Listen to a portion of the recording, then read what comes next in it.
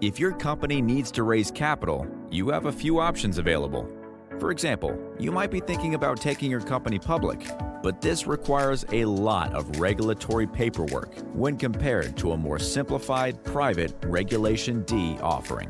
You can take advantage of the following benefits of doing a Reg D: filing simplified SEC disclosures, avoiding becoming a fully reporting public company, saving time and money spent on securities attorneys and auditors, and selling securities that you might not be able to sell through a traditional public offering.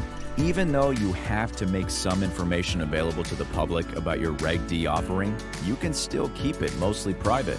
Even if you only have 1 or 2 investors, you need to disclose certain pieces of information and provide a proper framework through SEC and state filings.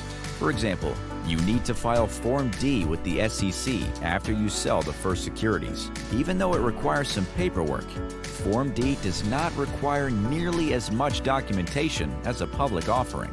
Some of the information you need to include on the Form D includes the offering amount, the names and addresses of the company's executives and directors, sales compensation, and information about the company itself. When you offer securities through Regulation D, you're still required to disclose a few events.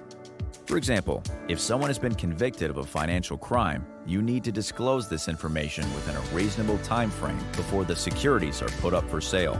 Depending on the investor's locations, you might need to comply with blue sky securities regulations. They may require you to file Form D notices, renewals, and amendments, and you might need to pay an additional filing fee in conjunction with them. You can submit these forms through Colonial Stock Transfer's Blue Sky Filing Services. The goal of Blue Sky Filings is to protect investors against fraudulent sales, activities, and practices. Because Blue Sky laws can vary from state to state, you should check your regulations carefully to avoid fines and sanctions. You should think carefully about whether you want to go through a Reg D private offering or an initial public offering.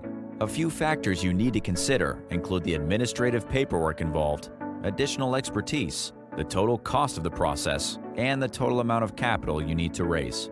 You may also want to reach out to an expert who can help you navigate the process, like Colonial Stock Transfer.